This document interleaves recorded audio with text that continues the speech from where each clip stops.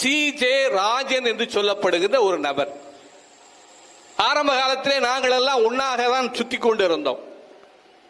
நாங்கள் எல்லாம் அந்த நேரத்திலேயே தமிழர் தேசிய அரசியலை பேசியவர்கள், எங்களோடு சேர்ந்து பயணித்தவர் தான், என்னுடைய நல்ல நண்பர். ஆனால் இன்றைக்கு என்ன ஆகிவிட்டது என்று தெரியவில்லை. சீமான் இன்றைக்கு தமிழர் தேசிய அரசியலை முன்னிறுத்தி வேலை செய்ய ஆரம்பிச்சாரோ அன்னைக்கு அவருக்கு எதிரான வேலை செய்ய அவர் ஆரம்பிச்சிட்டார். என்ன காரணம்னு எனக்கு தெரியல.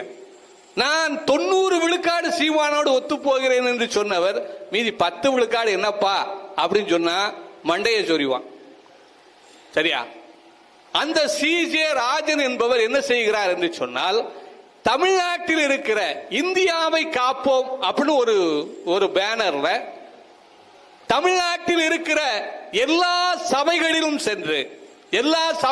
சென்று நீங்க நான் இப்படி ஒரு கேம்பெயின் நடத்த போறேன், நான் அதை செய்ய போறேன் இதை செய்ய போறேன், நீங்க 1 லட்சத்தை கொடுங்க, நீங்க 2 லட்சத்தை கொடுங்க, நீங்க இதை செய்யுங்க அதை செய்யுங்கன்னு சொல்லி என்ன பண்றாங்க, அவர் ஒரு திட்டத்தை போட்டு இன்றைக்கு வேலை செய்கின்றார். போன பாராளுமன்ற தேர்தலில் அன்பிற்குரியவர்களே, வீடு வீடாக சென்று காங்கிரசுக்கு ஓட்டு போட வேண்டும் என்று சொன்னவர்கள் இந்த இயக்கத்தினர் தான், இதை சார்ந்தவர்கள் தான். அதனால நான் சொல்லுகிறேன், இந்த குழு முழுக்க முழுக்க அவர்கள் சீமானுக்கு எதிரான வேலையை தான் அவர்கள் செய்கிறார்களே தவிர, அவர்கள் காங்கிரஸ் வரணும் திமுக வரணும் அப்படிங்கிறதா இரண்டாவது பிரச்சனை தான். ஆனால் சீமான் வந்துவிடக் கூடாது என்பதிலே அவர்கள் கண்ணும் கருத்துமாக இருக்கிறார்கள். ஏனென்றால் அவருக்கு நம்முடைய அரசியலினுடைய ஆழம் மிக தெளிவாக தெரியும்.